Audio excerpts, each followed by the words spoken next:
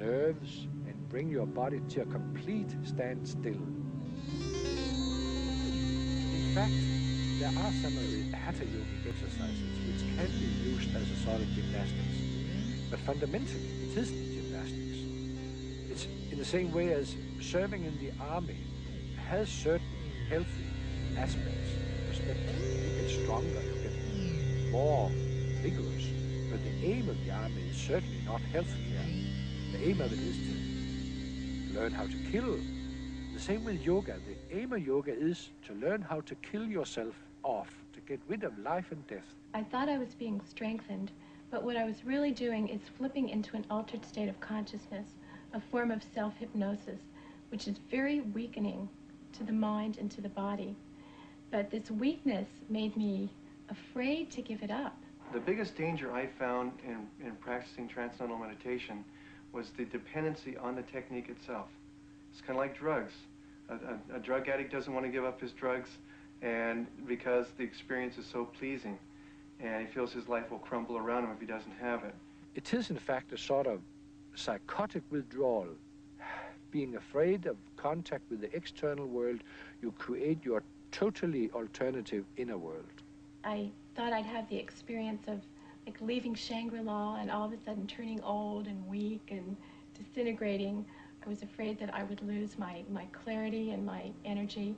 But little did I know that when I did give it up, I gained all these things that I never had when I meditated.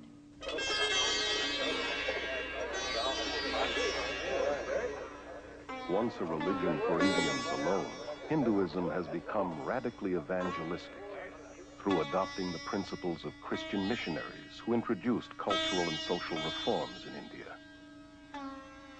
In 1966, at an international Hindu conference, leading Hindus planned a strategy to convert the world. The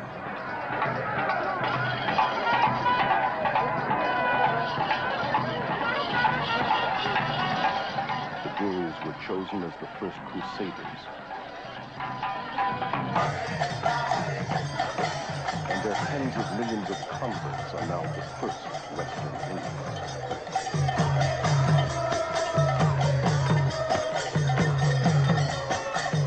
At the World Congress of Hinduism in 1979, a spokesman declared that our mission in the West has been crowned with fantastic success.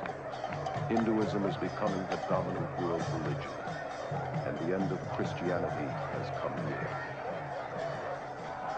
At the 1981 TM conference in India, a spokesman stated that the entire mission of TM is to counter the ever-spreading demon of Christianity. Therefore, Hinduism is by nature anti-Christian. It's not just that Hindus don't like Christianity, but the whole Hindu understanding is the absolute opposite, the real alternative to Christianity. The religion that is out to destroy Christianity is being embraced by millions, including many in the church today who are naively succumbing to spiritual propaganda and unwittingly becoming disciples of the gods of the New Age. Behind today's aggressive campaign for world Hindu domination is a secretive organization called the Vishwa Hindu Parishad. It is the world missionary organization of Hinduism. Reading from its constitution, paragraph 4, to establish an order of missionaries, both lay and initiate, the purpose of propagating dynamic Hinduism, and going on, the purpose being to open, manage, and assist seminaries or centers for training such missionaries. The word missionary returns in the Constitution several times, and it's clearly indicated that this is a world organization for Hinduism. The Hindu Vishwa Parishad, in its magazine, very clearly states that the yoga teachers in various parts of the world are the front missionaries of Hinduism. Obviously, they don't know it, but they are looked upon like that by these people who are running the central organization. The teachers themselves are being duped, hypnotized, brainwashed, whatever you want to call it, but not seeing what is really happening there. While a guru disciple, Prema Nayak was an accomplished yoga teacher for 10 years. Yoga teachers are blind leading the blind. They themselves do not understand what they're into. They don't have any idea what they're teaching. This is really being used to reach the souls of students and innocent people in this country and other countries who come for an exercise class. As I look back on it, I see it was a subtle infiltrating of my beliefs and ideas. It totally changed my worldview. It gave me little or no moral standards by which to guide my life.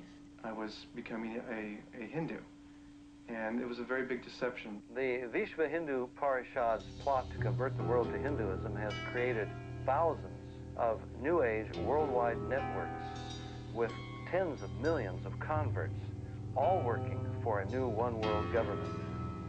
Through the repackaging of yoga, the Western mind is being systematically conditioned to accept a neo-pagan worldview. Combined with New Age thinking, it claims to offer more integrity, selflessness, goodwill, freedom, and says it is the very alternative to Christianity's narrow way. Yoga is really part of our society now. It's being sold everywhere as technique for relaxation, for becoming unstressed, brighter, more beautiful.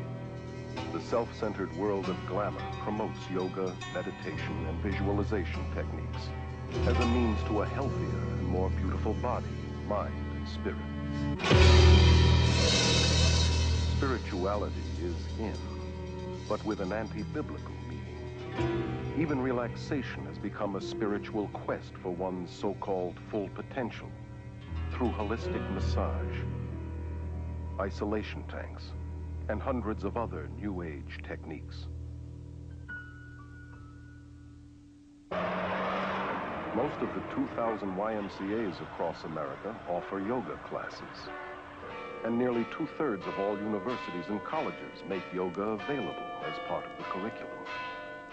Many of the people practicing yoga that I have met say to me that they only practice it because of the physical benefits.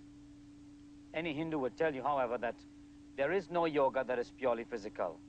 One of the first things I learned in my teacher's training class was that I must talk to the students about the philosophy behind yoga, that this was just as important as the exercises.